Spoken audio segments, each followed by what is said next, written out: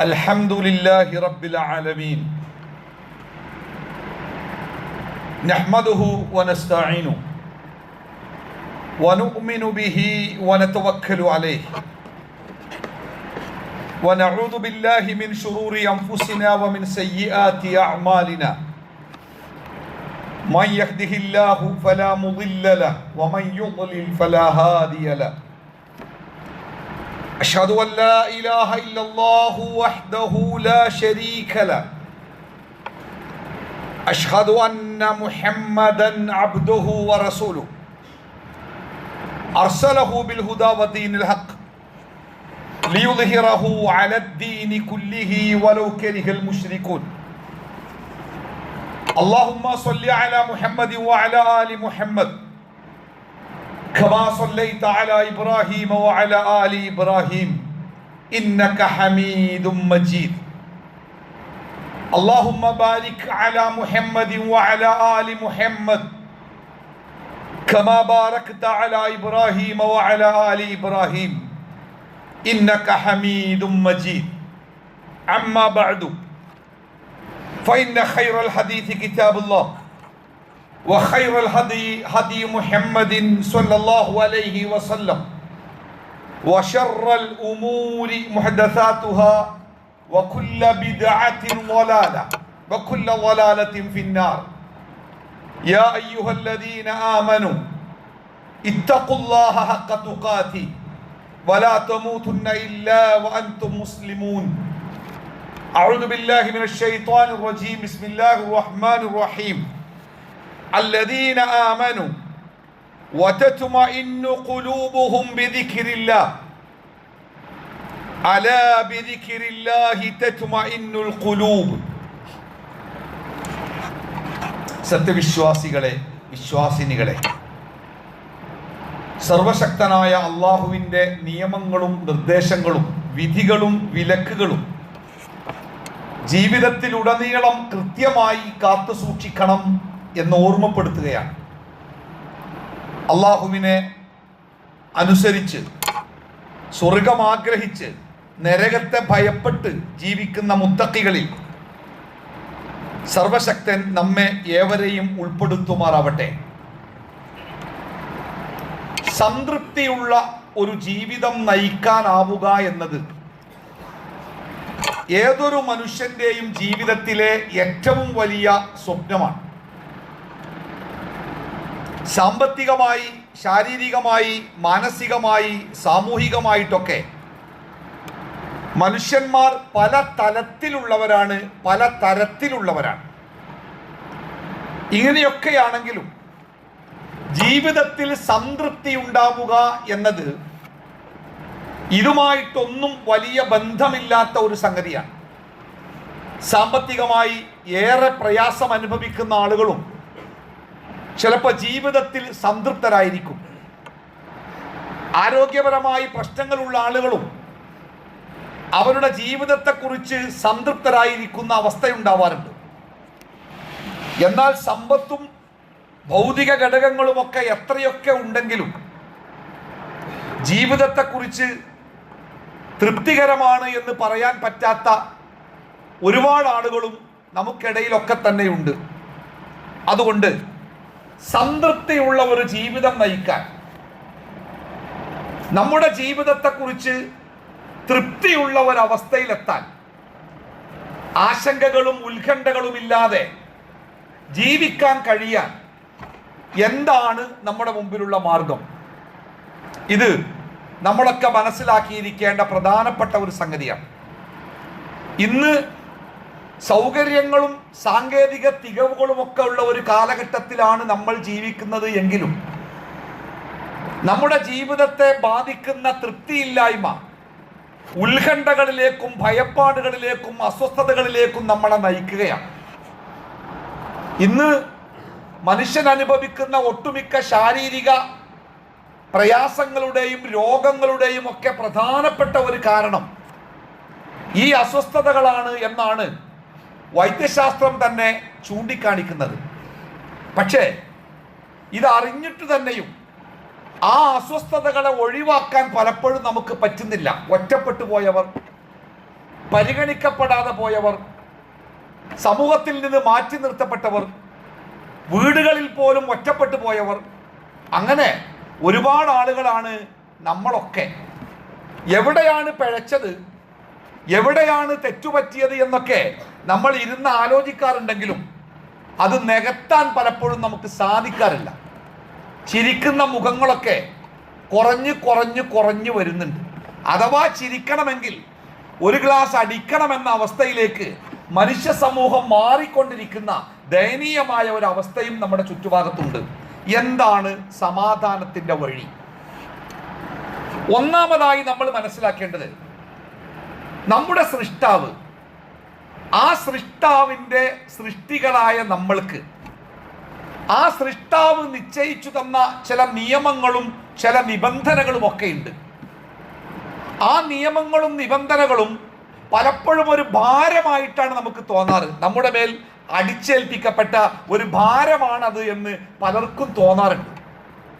സത്യത്തിൽ ഈ നിയമങ്ങളും നിബന്ധനകളും ഒക്കെ അത് അനുസരിക്കുമ്പോൾ അത് നമുക്ക് നൽകുന്ന ഒരു സമാധാനമുണ്ട്, ഒരാശ്വാസമുണ്ട്. അത് നമുക്ക് നൽകുന്ന ഒരു എന്താ പറയുക, ഒരു വിശ്രമമുണ്ട്, ഒരു ഭാരം ഇറക്കി വെക്കുന്ന അവസ്ഥയുണ്ട്. അല്ലാഹു സുബ്ഹാനഹു തആല മുഹമ്മദ് നബി സല്ലല്ലാഹു അലൈഹി വസല്ലമ ഒരു പ്രയാസത്തിലൂടെ കടന്നു പോകുന്ന സമയത്ത് പ്രവാചകനെ ആശ്വസിപ്പിച്ചുകൊണ്ട് ഇറക്കിയ ചില വചനങ്ങളുണ്ട്.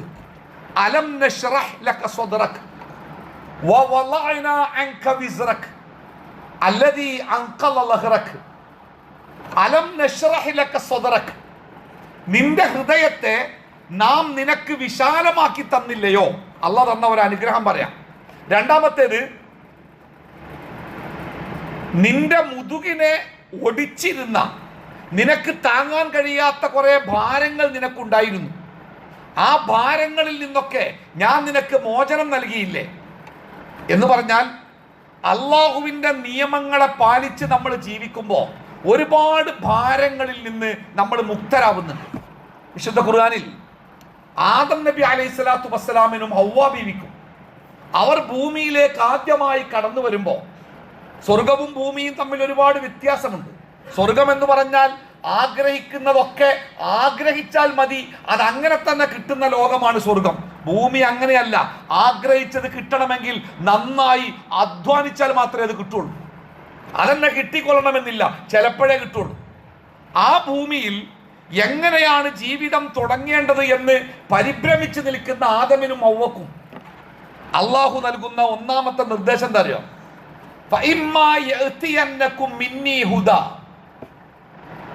എന്നിൽ നിന്ന് നിങ്ങൾക്ക് ചില മാർഗദർശനങ്ങൾ വരും, ചില നിർദ്ദേശങ്ങൾ വരും.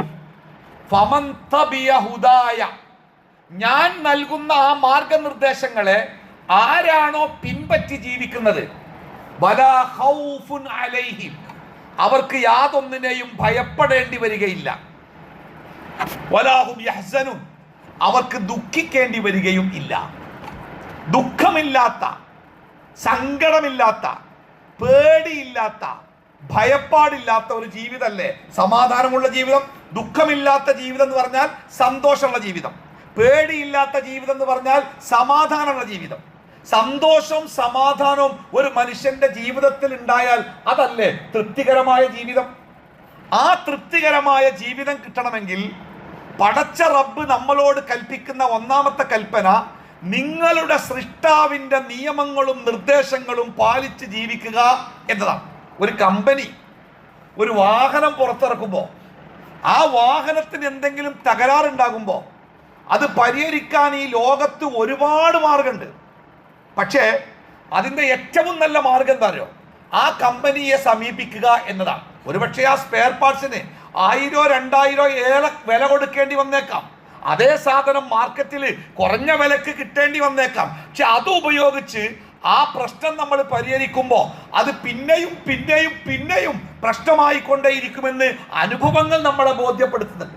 എന്നാൽ ഇത്തിരി വില കൂടിയാലും ആ കമ്പനി, വാഹനമുണ്ടാക്കിയ കമ്പനി നിർദ്ദേശിക്കുന്ന ആ സ്പെയർ നമ്മൾ ഉപയോഗിക്കുമ്പോൾ അതിലൂടെ ലഭിക്കുന്ന ഒരു സ്വസ്ഥതയും സമാധാനമുണ്ട് അല്ലേ?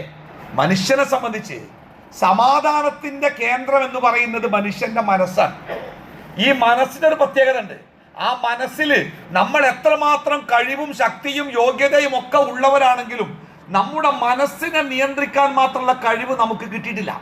അതുകൊണ്ട് തന്നെ ആ മനസ്സിന്റെ ഉടമസ്ഥനായ പടച്ച റബ്ബ് യാ മുഖല്ലിബൽ ഖുലൂബ് എന്നാണ് അള്ളാഹുവിനെ ഹബീബായ റസൂലുള്ളാഹി സ്വല്ലല്ലാഹു അലൈഹി വസല്ലമ വിളിച്ചത്. എന്താ അർത്ഥം എന്നറിയോ? ഹൃദയത്തിനെങ്ങനെ അങ്ങോട്ടും ഇങ്ങോട്ടും മാറ്റിക്കൊണ്ടിരിക്കുന്ന പടച്ചോനെ, അത് പടച്ചോൻ ചെയ്യുന്ന സംഗതിയാണ്. അതുകൊണ്ട് തന്നെ ഹൃദയത്തിന്റെ സ്വസ്ഥതയും സമാധാനവും ഒരു മനുഷ്യന് കിട്ടണമെങ്കിൽ അത് നിയന്ത്രിക്കുന്ന ആ പടച്ച റബ്ബിന്റെ നിയമങ്ങളും നിർദ്ദേശങ്ങളും പാലിക്കുക എന്നത് തന്നെയാണ് അതിന്റെ ഏറ്റവും പ്രധാനപ്പെട്ട മാർഗം. അല്ലാത്ത മാർഗമുണ്ട്, കള്ളുടിക്കുക, ഒന്നും അറിയാതെ അവന് കിടന്നുറങ്ങുക, ഒരു വേറെ വഴിക്ക് പോകാം, അവന്റെ പ്രയാസങ്ങളെ മറപ്പിച്ച് കളയുന്ന വേറെ ചില പരിപാടിയിലേക്ക് ഇറങ്ങിത്തിരിച്ചാൽ ഒരുപക്ഷെ ഈ സങ്കടങ്ങളെ അവൻ മറന്നേക്കും. പക്ഷെ അതൊക്കെ താൽക്കാലികമായ ഓട്ടയടക്കല, പിന്നെ അത് പൊട്ടിക്കെട്ട് വരും, പരിഹരിക്കപ്പെടൂല. എന്നാൽ പരിഹരിക്കപ്പെടുന്ന മാർഗം അല്ലാഹു തആല വിശുദ്ധ ഖുർആനിൽ സൂറത്തുർ റഅദിന്റെ 28ാമത്തെ വചനമായി പറയുന്നത് അല്ലദീന ആമനു വതത്മഇന്നു ഖുലൂബുഹും ബിദിക്രില്ലാഹ്. അല്ലാഹുവിൽ വിശ്വസിക്കുകയും അല്ലാഹുവിനെ കുറിച്ചുള്ള ഓർമ്മ കൊണ്ട് മനുഷ്യന്റെ മനസ്സ് ശാന്തമാവുകയും ചെയ്യുന്നവരെ ശ്രദ്ധിക്കുക. എന്തൊക്കെ പറഞ്ഞേ? ശരിയായ വിശ്വാസം സ്വീകരിക്കുകയും ആ വിശ്വാസത്തിലൂടെ മനസ്സ് ശാന്തമാക്കുകയും ചെയ്തവരെ ശ്രദ്ധിക്കുക. അലാ ബിദിക്രില്ലാഹി തത്മഇന്നുൽ ഖുലൂബ്. ബിദിക്രില്ലാഹി, അല്ലാഹുവിന്റെ ദിക്ർ കൊണ്ടത്രേ തത്മഇന്നുൽ ഖുലൂബ്, ഹൃദയങ്ങൾ ശാന്തമാവുകയുള്ളൂ. മനുഷ്യന്റെ മനസ്സ് ശാന്തമാവാൻ അള്ളാഹുവിന്റെ സ്മരണ, അള്ളാഹുവിനെ കുറിച്ചുള്ള ഓർമ്മ, അള്ളാഹുവിന്റെ ആ വാക്കുകളെ മനസ്സിലേക്ക് ആവാഹിച്ചെടുക്കുക, അതിലൂടെയാണ് ഒരു മനുഷ്യന്റെ മനസ്സ് യഥാർത്ഥത്തിൽ സ്വസ്ഥമാവാനുള്ള സമാധാനമാവാനുള്ള ഏറ്റവും പ്രധാനപ്പെട്ട മാർഗം. അല്ലേ?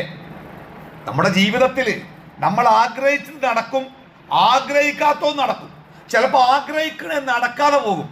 അപ്പോഴൊക്കെ എൻ്റെ ആഗ്രഹങ്ങൾക്കപ്പുറം എൻ്റെ ജീവിതത്തിൽ നടക്കേണ്ട കാര്യങ്ങൾ എൻ്റെ റബ്ബ് നിശ്ചയിക്കുന്ന കാര്യങ്ങളാണ് എന്ന് വിശ്വസിക്കാനാകുമ്പോൾ അത് നൽകുന്ന ഒരു സമാധാനമുണ്ട്. ചില ആൾക്കാരൊക്കെ വലിയ നഷ്ടത്തെ പറ്റിയിട്ട് വലിയ നഷ്ടം സംഭവിച്ച് ഇടങ്ങാറായി നിൽക്കുമ്പോൾ എങ്ങനെയപ്പോൾ അവരെ നമ്മളൊന്ന് ഫേസ് ചെയ്യാന്ന് വിചാരിച്ച് സങ്കടത്തോടെ നമ്മൾ അവരുടെ അടുത്തേക്ക് ചെല്ലുമ്പോൾ നമ്മുടെ പുറത്ത് തട്ടിയിട്ട് ഓല് പറയും, കുഴപ്പമില്ല, സാരല്ല, പടച്ചോൻ നിശ്ചയിച്ചത് അങ്ങനെയാണെങ്കിൽ അങ്ങനെയല്ല നടക്കുള്ളൂ, പിന്നെ എന്താ ഇപ്പൊ നമ്മൾ ബേജാറായിട്ട് കാര്യമെന്ന് നമ്മൾ അങ്ങോട്ട് സമാധാനിപ്പിക്കുമ്പോൾ നമ്മൾ അത്ഭുതപ്പെട്ടു പോകാറില്ലേ ചില സമയങ്ങളിലൊക്കെ? അല്ലാഹു തആല വിശുദ്ധ ഖുർആനിൽ പറയുന്നുണ്ട്, ഖുലിഖൽ ഇൻസാന ഹലൂഅ. ഖുലിഖൽ ഇൻസാന ഹലൂഅ. ഈ മനുഷ്യൻ എന്ന് പറഞ്ഞ സാധനം ഉണ്ടല്ലോ, അത് സൃഷ്ടിക്കപ്പെട്ടിരിക്കുന്നത് തന്നെ ഹലൂഅ, അസ്വസ്ഥമായ ഒരവസ്ഥയിലാണ്, സ്ഥിരമായിട്ട് ഒരു സ്ഥലത്ത് നിൽക്കുന്ന പോലെയല്ല. ഈ കൽബ് എന്ന വാക്കുണ്ടല്ലോ, ഹൃദയം, ഈ കൽബ് എന്ന വാക്കിന്റെ അർത്ഥം തന്നെ എന്താ? നിങ്ങൾ സ്ഥിരമായിട്ട് ഒരേ കോലത്തിൽ നിൽക്കാത്തതെന്നാ. പണ്ഡിതന്മാർ കൽബിനെ വ്യാഖ്യാനിക്കുമ്പോൾ ഉദാഹരിക്കുന്ന ഉദാഹരണം വെള്ളത്തിലിട്ട ഒരു ഐസിന്റെ കട്ട പോലെയാണ്. ഒരു മഞ്ഞുമല, ഒരു ഐസിന്റെ കട്ട വെള്ളത്തിലിട്ടാല് അതിന്റെ ഒരു ഭാഗം ഇങ്ങനെ ഉരുകുന്നതിനനുസരിച്ച് ആ ഐസിന്റെ കട്ടന്റെ പൊസിഷൻ ഇങ്ങനെ മാറിക്കൊണ്ടേയിരിക്കും. അതൊരിക്കലും സ്വസ്ഥമായി നിൽക്കൂല. ഏത് ഭാഗമാണോ ഉരുകുന്നത് ആ ഉരുകുന്ന ഭാഗത്തേക്ക് അതിങ്ങനെ ഇങ്ങനെ ഇങ്ങനെ കറങ്ങിക്കൊണ്ടേയിരിക്കും.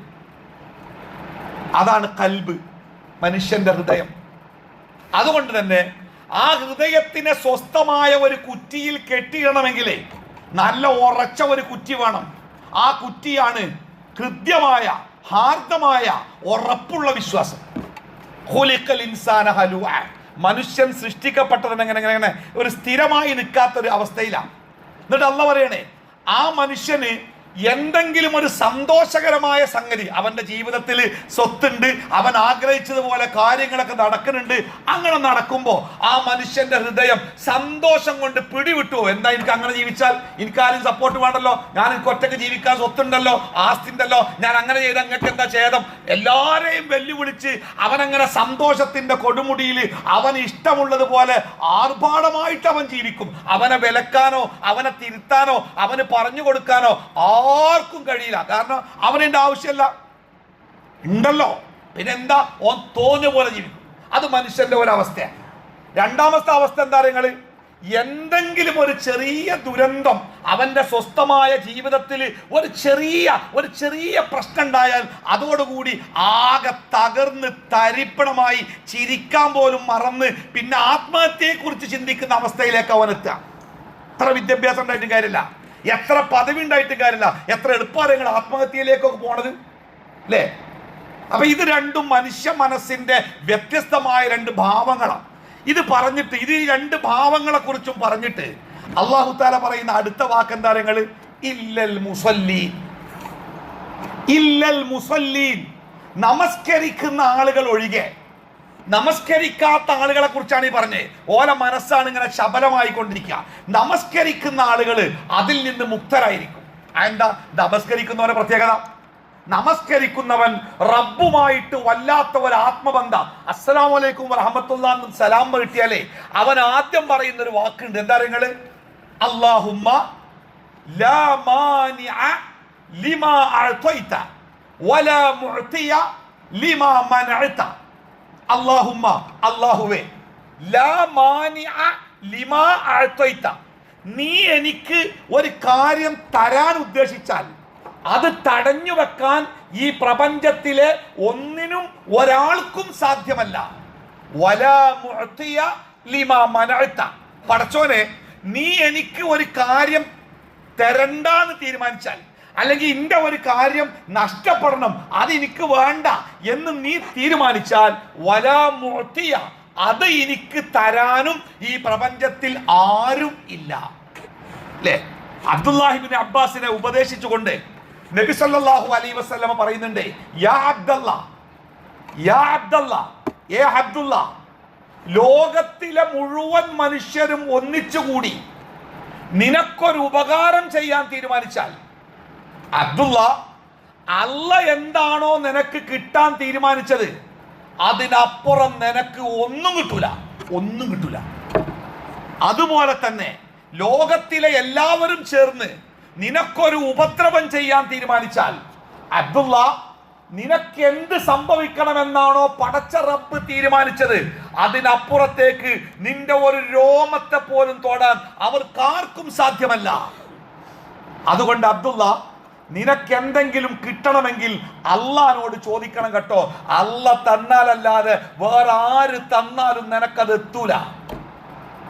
നിനക്ക് എന്തെങ്കിലും ഒരു അപകടത്തിൽ നിന്ന് സഹായം തേടണമെങ്കിൽ, അഭയം തേടണമെങ്കിൽ, ഫസ്തഈദ് ബില്ലാഹ്, നീ അള്ളാഹുവിനോട് അഭയം തേടണം കേട്ടോ. കാരണം അല്ല തടഞ്ഞാലല്ലാതെ ലോകത്ത് ഒരു ചെറിയ അണുവിനെ പോലും നിന്നിൽ നിന്ന് തടയാൻ ഈ പ്രപഞ്ചത്തിൽ ആർക്കും സാധ്യമല്ലട്ടോ.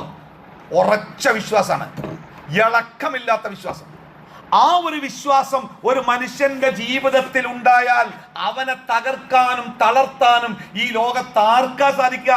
രണ്ട് കാലും പറന്നു നടക്കുന്നു, രണ്ട് കാലും നഷ്ടപ്പെട്ട് മൂലക്കലാവുമ്പോഴും ഓന്റെ മനസ്സിന്റെ ഉള്ളിൽ എന്റെ റബ്ബ് എന്റെ കാലുകൾക്ക് നിശ്ചയിച്ച ആയുസ് ഇത്രയേ ഉണ്ടായിരുന്നുള്ളൂ, അത് കഴിഞ്ഞാല് കാലില്ലാതെ ജീവിക്കണം എന്നാണ് എന്റെ റബ്ബ് എനിക്ക് എഴുതിയതെങ്കിൽ അത് തിരുത്താൻ വേറെ ആർക്ക് സാധിക്കും എന്ന് വിശ്വസിക്കാൻ ആ കാല് പോയവന് സാധിച്ചാൽ അവനെ ഭയപ്പെടുത്താനോ അവനെ നിരാശനാക്കാനോ ഈ ലോകത്ത് ആർക്കാ പറ്റുക? നല്ല സന്തോഷത്തിന്റെ സാഹചര്യങ്ങൾ കണ്ണ് ചിമ്പി തുറക്കുന്ന ആ സമയം കൊണ്ട് നഷ്ടപ്പെടും മനുഷ്യന്. പെട്ടെന്ന് കാരണം അതിന് ഒരുപാട് സമയമൊന്നും വേണ്ട, ഇടിമിന്നൽ വരുന്നത് പോലെ ജീവിതത്തിലേക്ക് ദുരന്തങ്ങൾ കടന്നു വരിക അല്ലേ? അതുകൊണ്ട് തന്നെ മനുഷ്യന്റെ ജീവിതം സമാധാനപൂർണമാവാനുള്ള ഏറ്റവും പ്രധാനപ്പെട്ട മാർഗം അള്ളാഹുവിനെ കുറിച്ചുള്ള സ്മരണയും ഓർമ്മയും അള്ളാഹുവിന്റെ കൽപ്പനകൾ ജീവിതത്തിൽ പുലർത്തിക്കൊണ്ടുള്ള ജീവിതവും. ഒരു മുസ്ലിമിനെ സംബന്ധിച്ച് അവന്റെ ജീവിതം പ്രയാസങ്ങളും വെല്ലുവിളികളും ഒന്നുമില്ലാത്ത നല്ല സുന്ദരമായ ജീവിതമേക്കാരെന്ന് അള്ളാഹ് എവിടെയും പറഞ്ഞിട്ടില്ല കേട്ടോ. നിങ്ങൾ മുസ്ലിം ആയിക്കോളി, പിന്നെ നിങ്ങളുടെ ജീവിതത്തിൽ ഒരു പ്രശ്നം ഉണ്ടാവൂല എന്ന് ഖുർആനോ ഹദീസോ ആരും നമ്മളെ പഠിപ്പിച്ചിട്ടില്ല. പിന്നെ പഠിപ്പിച്ചത് എന്താ? നിങ്ങൾ മുസ്ലിം ആയി കഴിഞ്ഞാൽ നിങ്ങൾക്ക് പ്രയാസങ്ങളും പ്രതിസന്ധികളും കൂടും കേട്ടോ എന്ന് പഠിപ്പിച്ചിട്ടുണ്ട്. വലനബിലുവന്നക്കും ബിശൈഇൻ മിനൽ ഖൗഫി വൽ ജൂഇ വനഖ്സിൻ മിനൽ അംവാലി വൽ അൻഫുസി വസ്സമറാത്ത്. വിശപ്പ്, പേടി, ശാരീരിക നഷ്ടം, കുടുംബ നഷ്ടം, സാമ്പത്തിക നഷ്ടം, കാർഷിക നഷ്ടം, അങ്ങനെ പല ജാതി നഷ്ടങ്ങൾ കൊണ്ട് നിങ്ങൾ കഠിനമായി പരീക്ഷിക്കപ്പെടും കേട്ടോ എന്നാണ് ഇസ്ലാം പഠിപ്പിച്ചത്. പക്ഷേ ആ പരീക്ഷണത്തിന്റെ നടുക്കടലിലും സമാധാനത്തോടെ ജീവിക്കാൻ ഒരു മുസ്ലിമിന് സാധിക്കും. അതാണ് അവന്റെ സവിശേഷത. അത് അല്ലാഹു തആല വാഗ്ദത്തം നൽകുകയാണ്. സമാധാനത്തോടെ ജീവിക്കാൻ പറ്റും. ഇസ്ലാം എന്ന വാക്കിന്റെ അർത്ഥം സമാധാനാണ്. ഈമാൻ എന്ന വാക്കിന്റെ അർത്ഥം സമാധാന. ഒരാൾ കണ്ടുമുട്ടുമ്പോ നമ്മൾ പറയുന്നത് അസ്സലാമു അലൈക്കും, നിങ്ങൾക്ക് സമാധാനം ഉണ്ടാവട്ടെ എന്നാ. സമാധാനം കൊണ്ട് നിർമ്മിക്കപ്പെട്ട മതമാണ് ഇസ്ലാം. അത് ഭീകരാണ്, അതിനെ പേടിക്കണം എന്നൊക്കെ ചില ആൾക്കാർ പറഞ്ഞ് പ്രചരിപ്പിക്കാൻ നോക്കുന്നുണ്ടെങ്കിലും നമ്മളെങ്കിലും ഉറച്ചു നിൽക്കണം. ഇസ്ലാം എന്നത് സമാധാനത്തിന്റെ മതമാണ്. എല്ലാ തരത്തിലും ജീവിതത്തിൽ ഉണ്ടാകുന്ന ഏതൊരു പ്രതിസന്ധി ആവട്ടെ, അതെത്ര വലുതാവട്ടെ, ആ വലിയ പ്രതിസന്ധികളെ പോലും പുഞ്ചിരിയോടുകൂടി നേരിടാൻ ഇസ്ലാം ഒരു മുസ്ലിമിനെ പ്രാപ്തനാക്കും. പക്ഷേ അത് പേരുകൊണ്ട് ഇങ്ങനെ മുസ്ലിമായ പോരാ. നമ്മുടെ ജീവിതം കർമ്മങ്ങൾ കൊണ്ടും വിശ്വാസങ്ങൾ കൊണ്ടും മുസ്ലിം ആവണം. അള്ളാഹുവിൽ ഉറച്ച വിശ്വാസം ഉണ്ടാവണം. ആ ഉറച്ച വിശ്വാസത്തിൽ ഒരു ലാഞ്ചന, ഒരു ഇളക്കുണ്ടാവരുത്. അള്ളാഹ് പറഞ്ഞില്ലേ, അല്ലദീന ആമനു വലം യൽബിസു ഈമാനഹും ബിളുൽമിൻ ഉലൈക ലഹുമുൽ അംൻ. എന്താ പറഞ്ഞറിയോ? അല്ലദീന ആമനു, ശരിയായ വിശ്വാസം സ്വീകരിച്ചവർ. ആ വിശ്വാസത്തിന്റെ കൂടെ ശിർക്കിന്റെ ഒരു കണിക പോലും കൂടിച്ചേരാതെ ശ്രദ്ധയോടെ ശുദ്ധമായ തൗഹീദ് സ്വീകരിച്ചവർ, ഉലൈക ലഹുമുൽ അംൻ, അവർക്കാണ് ഈ ലോകത്ത് നിർഭയത്വമുള്ളത്. അവിടെ പേടി, ഇവിടെ പേടി, ആ മൂലക്ക പേടി, ഈ മൂലക്ക പേടി, ആ മരത്തിനെ പേടി, ആ ഒച്ചനെ പേടി, ആ നൂല് പേടി, ആ കമ്പി പേടി, ആ തകിട് പേടി, അങ്ങനെ എല്ലാത്തിനും പേടിച്ച് ജീവിക്കണമെന്നാണെങ്കിൽ പേടിക്കാനേ നേരം ഉണ്ടാവുള്ളൂ. തട്ടാന്റെ പറമ്പിലെ മൊയല് പോലെ കെട്ടിടങ്ങൾ ഓരോ കൊട്ട് വെക്കാ, ഓല് ചെയ്തിക്കണോലോ, ഓല് അങ്ങനെ ആക്കിക്കണോലോ, ഓല് ഇങ്ങനെ ആക്കിക്കണോലോ, എങ്ങനെ ആക്കിക്കണോലോ. തട്ടാന്റെ തൊടുവിലെ മൊയൽ അങ്ങനെയാണല്ലോ, ഓരോ കൊട്ടിനും മൊയൽ ഇങ്ങനെ നെട്ടിച്ചാടാനേ നേരം ഉണ്ടാവുള്ളൂ. അങ്ങനെ വിശ്വസിക്കുന്ന ഒരാളെ സംബന്ധിച്ച് ഈ ലോകത്ത് പേടിയേക്കാരം. ആ പേടിയെ ഒരുപാട് ആൾക്കാർ ചൂഷണം ചെയ്യും. മനുഷ്യന്റെ ഈ മനസ്സിന്റെ പേടിയെ ചൂഷണം ചെയ്താണ് പുരോഹിതന്മാരും കള്ളന്മാരുമൊക്കെ ഈ ലോകത്ത് കോടീശ്വരന്മാരാ ജീവിക്കണേ. സത്യത്തിൽ യഥാർത്ഥ വിശ്വാസമുള്ള ഒരു മനുഷ്യന്റെ മനസ്സിനെ ചൂഷണം ചെയ്യാൻ ഈ പരുവത്തിലുള്ള ഒരു പൗരോഹിത്യത്തിനും കഴിയില്ല. കാരണം എന്താ അറിയോ? എന്റെ കാര്യം അല്ലാഹ് നോക്കണേ, അത് എനിക്ക് അള്ളാഹിനോട് പറയാൻ എന്റെ കാര്യം അള്ളാഹ് നോക്കും. അതിന്റെ അടിയിൽ എനിക്കൊരാൾ വേണ്ട. ഒരാൾക്ക് അതിന്റെ അടിയിൽ ഇടപെടാനോ എന്നിലുള്ളതിനെ മാറ്റാനോ മറിക്കാനോ അള്ളാഹ് ഒരാളെ ഏൽപ്പിച്ചിട്ടില്ല. ചോദിക്കാണ്ടെങ്കിൽ എന്നോട് ചോദിച്ചോളി എന്നാ പറഞ്ഞേ. ചോദിക്കാനുള്ളോ എന്നോട് ചോദിച്ചോളൂ, ഞാൻ ഉത്തരം തരാന്നാ പറഞ്ഞേ. പറയാനുള്ളവർ എന്നോട് പറഞ്ഞോളൂ, ഞാൻ പരിഹരിക്കാന്നാ പറഞ്ഞേ. പിന്നെ എന്നെ പേടിപ്പിക്കാനും എന്നെ ചൂഷണം ചെയ്യാനും ആർക്കാ പറ്റുക? അതല്ല സമാധാനം. അതാണ് ഉലൈക ലഹുമുൽ അംൻ, അവർക്കാണ് ശരിയായ നിർഭയത്വമുള്ളത് എന്ന് അല്ലാഹു തആല പഠിപ്പിക്കുകയാണ്. അപ്പൊ ഒന്ന്, നമ്മുടെ ജീവിതം സംതൃപ്തമാവാൻ നിർഭയത്വമുള്ള ഒരു ജീവിതം ഉണ്ടാവണം. ഉത്കണ്ഠകളില്ലാത്ത ജീവിതമാവണം. അതിന് പണമോ പ്രതാപമോ കുടുംബമോ ഒന്നുമല്ല. അതിൻ്റെ ഏറ്റവും പ്രധാനപ്പെട്ട ഘടകം ഉറച്ച അള്ളാഹുവിലുള്ള വിശ്വാസമാണ്. അവൻ്റെ ഖദറിലുള്ള, വിധിയിലുള്ള വിശ്വാസമാണ്. അള്ളാഹുവിനെ കുറിച്ചുള്ള നല്ല അറിവാണ്. നമ്മുടെ ജീവിതത്തിൻ്റെ ലക്ഷ്യം എന്താണ് അതിനെക്കുറിച്ചുള്ള അറിവാണ്. അത് ശരിക്കുണ്ടായാൽ പിന്നെ ഒരുമാതിരി ഒന്നും നമ്മുടെ ജീവിതത്തെ ഇളക്കൂല. ചിലപ്പോൾ രോഗം വരാം, പെട്ടെന്ന് ഇക്കാരം ഒരൊറ്റ പനി പിടിച്ച് ആശുപത്രിക്ക് എത്തി, ജില്ലാശുപത്രി, മെഡിക്കൽ കോളേജ്, ഒരാഴ്ച കഴിഞ്ഞ് റിസൾട്ട്, നെട്ടിപ്പിക്കുന്ന റിസൾട്ട്, കുടുംബക്കാരൻ അന്തം വിട്ട് നിൽക്കും. എത്ര എളുപ്പം മാറുക നിങ്ങൾ ജീവിതം, ഒരൊറ്റ മാറ്റേക്കാരം അല്ലേ? ഇന്ന് നമ്മുടെ കൂടെയുള്ളവര് നാളെ ഇല്ലാതാവും. ഇന്ന് നമ്മുടെ വീട് നാളെ നമ്മളത് അല്ലാതെ ഒന്നുമില്ലല്ലോ, ഒന്നുമില്ല. എത്ര പെട്ടെന്ന് നമ്മുടേത് എന്ന് പറഞ്ഞതൊക്കെ എത്ര പെട്ടെന്ന് അല്ലാതാവുക നിങ്ങൾ. അതുകൊണ്ട് അതൊക്കെയാണ് ജീവിതത്തിന്റെ സമാധാനം. എൻ്റെ വീടിൻ്റെ വലിപ്പാണ്, എൻ്റെ കുട്ടികളുടെ ഡിഗ്രികളാണ്, എൻ്റെ നാട്ടിലെ സ്വാധീനമാണ്, ഇതൊക്കെയാണ് ജീവിതത്തിന്റെ സമാധാനം എന്ന് തെറ്റിദ്ധരിച്ചവരാണ് പെട്ടെന്ന് ആത്മഹത്യയിലേക്ക് കൂപ്പുകുത്ത്. അത് നഷ്ടാവുമ്പോൾ അതൊന്നല്ല സമാധാനം. ഞാനും എൻ്റെ പടച്ചോനും തമ്മിലുള്ള ബന്ധമാണ് എൻ്റെ ജീവിതത്തിന്റെ സമാധാനം എന്ന് വിശ്വസിക്കുന്നവനെ എപ്പോഴും സമാധാനിക്കുക. കാരണം പടച്ചോ ഇല്ലാതാവൂലല്ലോ. അതുകൊണ്ട് അപ്പോൾ ഈ വിശ്വാസം നൽകുന്ന ഒരു സമാധാനമുണ്ട്. ആ സമാധാനം നമ്മൾ ആർജിച്ചെടുക്കണം. അള്ളാഹു നമ്മളെ അനുഗ്രഹിക്കുമാറാവട്ടെ.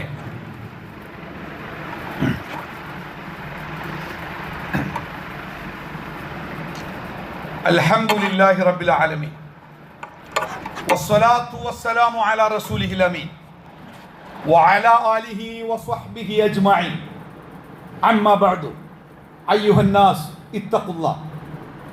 അല്ലാഹുവിൻ്റെ വിധിവിലക്കുകൾ സൂക്ഷിച്ചു ജീവിക്കണമെന്ന് ഒന്നുകൂടി ഓർമ്മപ്പെടുത്തുകയാണ്.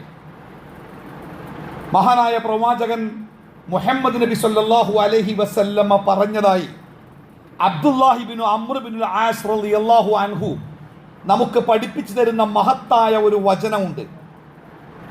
ഈ ലോകത്ത് ജയിച്ചവൻ അഥവാ ജീവിതത്തിൽ സംതൃപ്തി അടഞ്ഞവൻ എന്ന് പറയുന്നത് അൻ അബ്ദുല്ലാഹി ഇബ്നു അംർ ഇബ്നുൽ ആസ് റളിയല്ലാഹു അൻഹുമാ അന്ന റസൂലല്ലാഹി സ്വല്ലല്ലാഹു അലൈഹി വസല്ലം ഖാല ഖദ് അഫ്ലഹ. ഒരു മനുഷ്യൻ ജയിച്ചവനാണ്. ആരാണവൻ? മൻ അസ്ലമ, അവൻ മുസ്ലിമാണ്.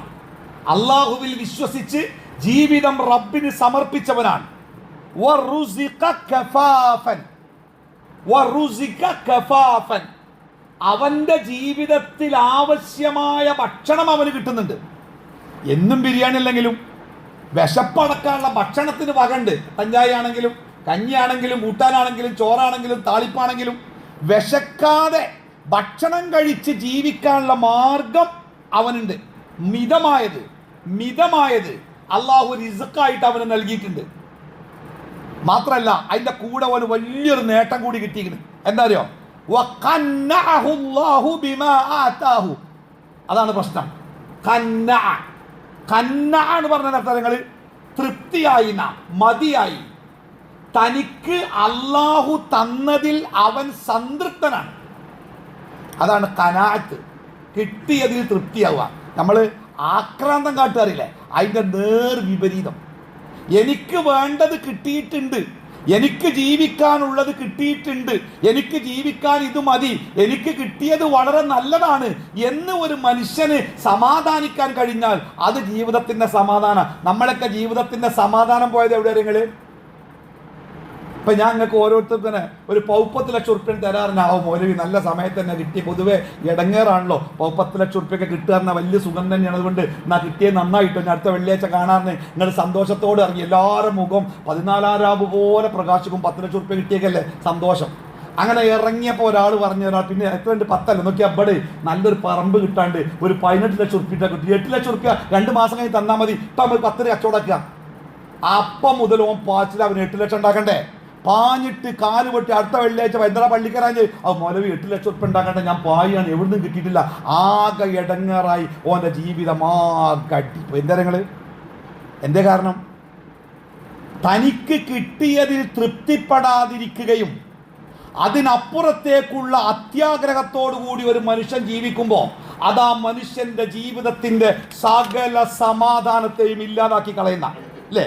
മുഹമ്മദ് നബി സല്ലല്ലാഹു അലൈഹി വസല്ലമ അള്ളാഹുവിനോട് പ്രാർത്ഥിക്കാനുള്ള ഒരു പ്രാർത്ഥനയാണ് അല്ലാഹുമ്മ ജഅൽ റിസ്ഖ ആലി മുഹമ്മദിൻ ഖൂത. അല്ലാഹുമ്മ, നമുക്ക് ധൈര്യമുണ്ട് അങ്ങനെ പ്രാർത്ഥിക്കാൻ? നമുക്ക് ആർക്കെങ്കിലും ധൈര്യമുണ്ടോ അങ്ങനെ പ്രാർത്ഥിക്കാൻ? എന്താ പ്രാർത്ഥന അറിയോ? അല്ലാഹുമ്മ ഇജ്അൽ റിസ്ഖ ആലി മുഹമ്മദിൻ, അല്ലാഹുവേ മുഹമ്മദിന്റെ കുടുംബത്തിന്റെ ഉപജീവനത്തെ നീ ആക്കണം. എന്താക്കണം? കൂത്തൻ. കൂത്തുകാരൻ തരങ്ങൾ ഒരു ദിവസത്തേക്ക് തികയുന്നത്, നാം ഒരൊറ്റ ദിവസത്തേക്ക്, ഒരു ദിവസത്തേക്ക് തികയുന്നതാക്കണമേ റബ്ബേ. ഇന്നിൻ്റെ കുടുംബത്തിൽ പട്ടിണി കിടക്കാത്ത ഭക്ഷണം എൻ്റെ പെരിയിലുണ്ട് എന്ന് രാവിലെ എനിക്കൊരു ഉറപ്പ് കിട്ടുകയാണെങ്കിൽ അത് കിട്ടുന്നൊരു സമാധാനമുണ്ട്.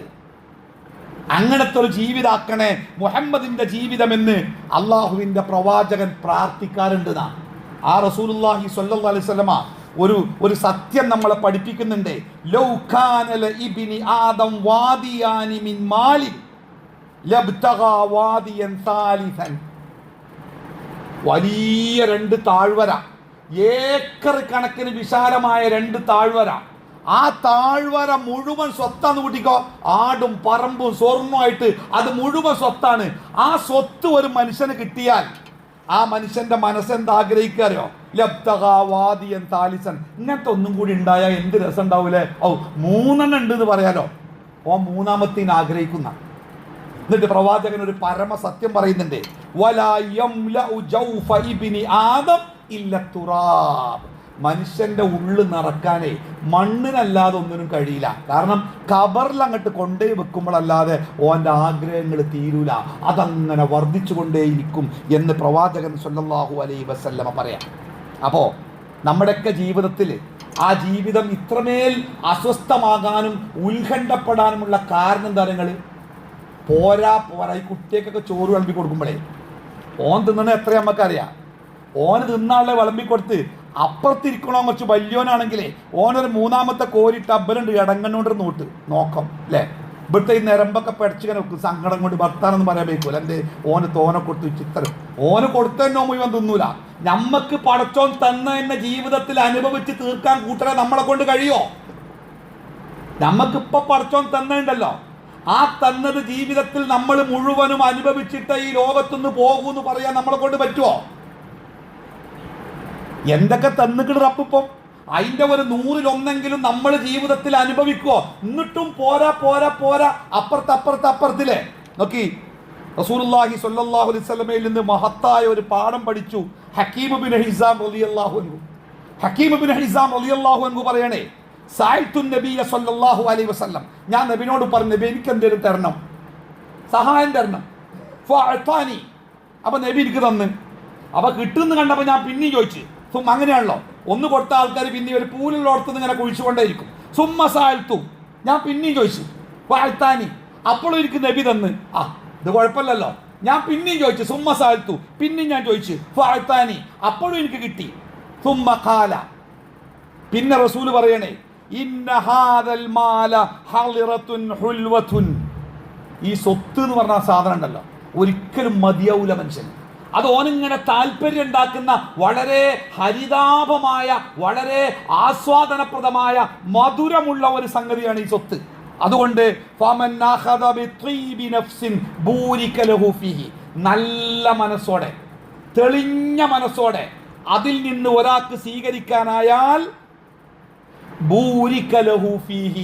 ആ കിട്ടിയതിൽ അല്ലാഹു ഓന് ബർക്കത്ത് കൊടുക്കും. എന്നാൽ ഈ ബർക്കത്ത് എന്ന സാധനം, അത് ബർക്കത്ത് എന്താ? നിങ്ങൾ നമുക്ക് കിട്ടിയത് നമുക്ക് ഉപകരിക്കാൻ പറ്റുകയും അത് നമ്മളെ ആശ്വസിപ്പിക്കുകയും ചെയ്യുമ്പോൾ അതാണ് ബർക്കത്ത്. അല്ലാതെ എനിക്ക് കുറേ സ്വത്തുണ്ട്, ആ സ്വത്ത് എനിക്ക് ഉപകരിക്കാൻ പറ്റുന്നില്ല, അതുകൊണ്ട് എനിക്കൊരു കാര്യമില്ല എന്നതിന് അർത്ഥം ആ സ്വത്ത് ബർക്കത്തില്ലാന്നാ. വലിയ വലിയ കച്ചവടമൊക്കെ ചെയ്ത് വന്നിട്ട് ലക്ഷങ്ങൾ കിട്ടി വരുമ്പോഴേക്കാരും പിറ്റേന്ന് കോഴിക്കോട് ആശുപത്രിയിൽ അഡ്മിറ്റ്, കിട്ടിയത് മുഴുവനാണ് പോയേക്കും. അതിൻ്റെ കൂടെ അത്രയും കൂടി കൂട്ടിയേക്കും. എന്താ കാരണം എന്നറിയോ? ബർക്കത്തിൻ്റെ ഒരു പ്രശ്നമുണ്ട്. അപ്പം ബർക്കത്ത് എന്ന് പറഞ്ഞാൽ കിട്ടിയത് നമുക്ക് ഉപകരിക്കുക, അതാ ബർക്കത്ത്. ഇപ്പൊ റസൂൽ പറയാണ്, നിനക്ക് ഈ സ്വത്ത് എന്ന് പറഞ്ഞാൽ എത്ര കിട്ടിയാലും മനുഷ്യന് മതിയാവില്ല. അതുകൊണ്ട് തന്നെ കിട്ടിയത് അത് സന്തോഷത്തോടെ സ്വീകരിക്കാൻ ഒരു മനുഷ്യന് കഴിഞ്ഞാൽ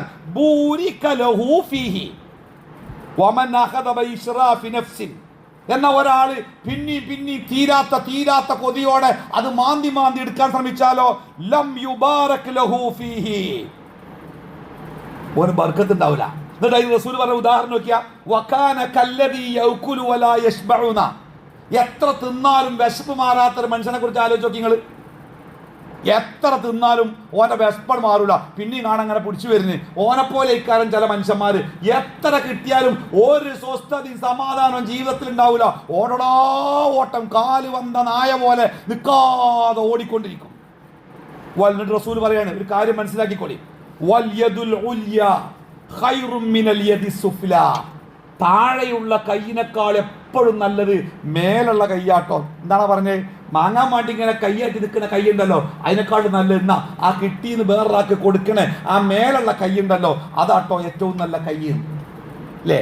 അപ്പൊ ജീവിതം സ്വസ്ഥമാവാൻ സമാധാനമാവാനുള്ള ഏറ്റവും പ്രധാനപ്പെട്ട മാർഗങ്ങളിൽ ഒന്നെന്താണ്? അള്ളാഹുവിൽ നിന്ന് കിട്ടിയതിൽ അവൻ സംതൃപ്തനാവുക, സന്തുഷ്ടനാവുക. കാരണം നബി സല്ലല്ലാഹു അലൈഹി വസല്ലമ പറഞ്ഞതായി അബൂ ഹുറൈറ റളിയല്ലാഹു അൻഹു നമ്മളെ പഠിപ്പിക്കണേ. അന അബീ ഹുറൈറ റളിയല്ലാഹു അൻഹു ഖാല ഖാല റസൂലുള്ളാഹി സ്വല്ലല്ലാഹു അലൈഹി വസല്ലം ലൈസൽ ഇനാ അൻ കഥറത്തിൽ അറളി, സമ്പന്നത എന്ന് പറയുന്നത്, ധന്യത എന്ന് പറയുന്നത് സമ്പത്തിന്റെ ആധിക്യം അല്ല. വലാകിന്നൽ ഇനാ, സമ്പന്നത അല്ലെങ്കിൽ ധന്യത എന്ന് പറയുന്നത് മനസ്സിന്റെ സമ്പന്നതയാണ്. കൂലിപ്പണിയാണെങ്കിലും വൈകുന്നേരം നമ്മൾ 500 റുപ്യ കൂലി എടുക്കുമ്പോൾ ആ കൂലി വാങ്ങി പാട്ടും പാടി പോണ ഒരു പോക്കുണ്ട് ചില ആൾക്കാർ.